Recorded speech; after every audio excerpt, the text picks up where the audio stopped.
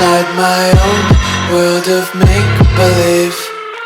Kids screaming in the cradles, profanities.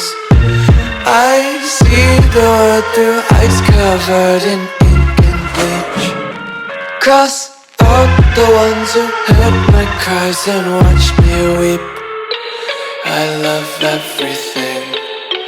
Fire spreading all around my room. My world's so bright, it's hard to breathe, but that's alright. Hush.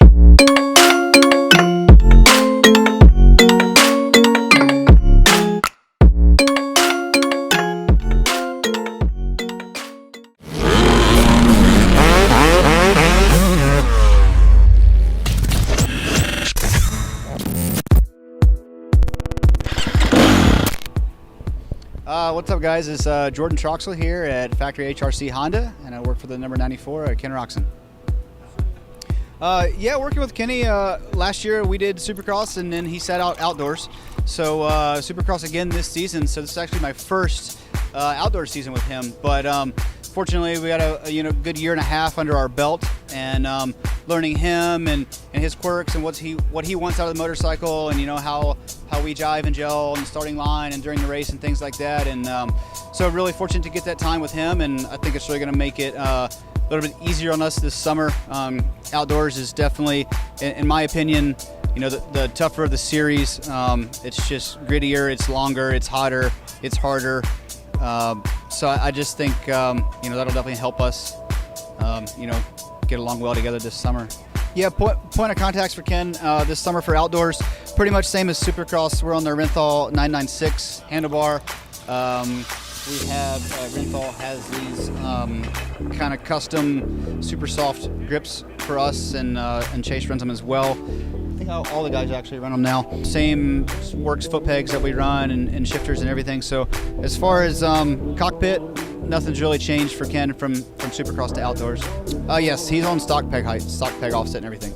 Well, Showa has been our suspension, front and rear for the last several years. So, and this being 21 is a new model, so we didn't really have an outdoor base to go off of from last year. So it was kind of, luckily we had a couple extra weeks between Supercross and the start of outdoors this year. So it kind of gave us a little bit more time to try to develop that base setting, because we kind of had to start from scratch. Ken and Chase, very fortunate to have Trey Kennard kind of put together somewhat of a base package for them while they were finishing the Supercross series.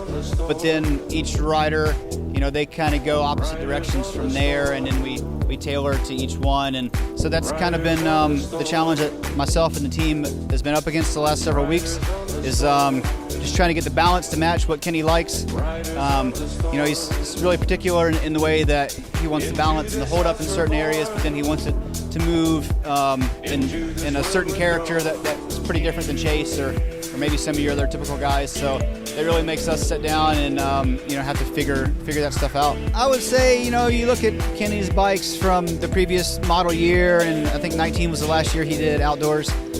It might be more of a stink bug bike. He likes the rear to be tall and under him, so especially in corners. So bike gets busy and he comes in, and he wants that rear to be right there under his butt so that he can just sit there and just carve right in. And that's a challenge for us, because we need the bike to hold up and be right there for him. But it's also got to be able to move, and it can't be too stiff. So that presents a challenge for us. And just to couple that with the front end, we want to get full stroke out of the front, but he also, when I say stink bug, we don't necessarily want it to dive all the time. It still needs to be there and hold up for him. So definitely have our work cut out for us. Power-wise, man, he's so simple and easy. He doesn't really complain about the motor. We actually detuned it a little bit from Supercross, as far as these guys got to twist these things for 35 minutes, and can be kind of taxing. So, I think the more mellow it can be, the harder they can twist it, the longer they can hold on to it. So we actually took a little bit out for outdoors. They don't need as much bottom out of the corners and things like that. So we'll see where we're at, and possibly even take even more out as we head into the more of the series.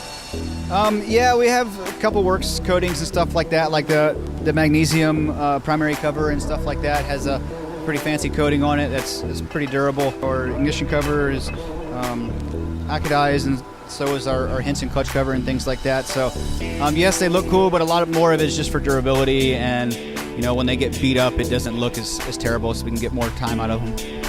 No, I'm very fortunate. You know, if you guys have watched Kenny ride, he tends to ride a gear taller. He's really light on the bike and nimble and likes to jump stuff. So it doesn't really pound the chassis too hard, which is good for me. Generally easy on clutches. And he moves his feet and scuffs up my graphics, but that's about it. Yeah, I mean, for sure, you know, heat's always an issue. So we, you know, with tanks and trying to keep fuel cool and the motor cool and everything like that. But at this point, we have no fan on the motorcycle. But not to say that will not change. As far as proud, I mean, yeah, we're proud of the whole thing. But you know, come outdoors, like Supercross is a little bit more about show and looks and things like that. And outdoors, the focus just goes more to just building something that's bulletproof that can get through, you know, 2 hours of abuse on Saturday with as little maintenance as possible. So as far as what I'm proud of is generally stuff you can't see. I like to try to spend my time underneath the tank, and we have a lot of wires and a lot of things going under there. And to me, that's my main focus on build days and things like that is things that you can't see or things that you can't get to, you know, really on a race day. As far as, yeah, I like it to sheen and I like it to look good on the outside, but try to put my focus in on some other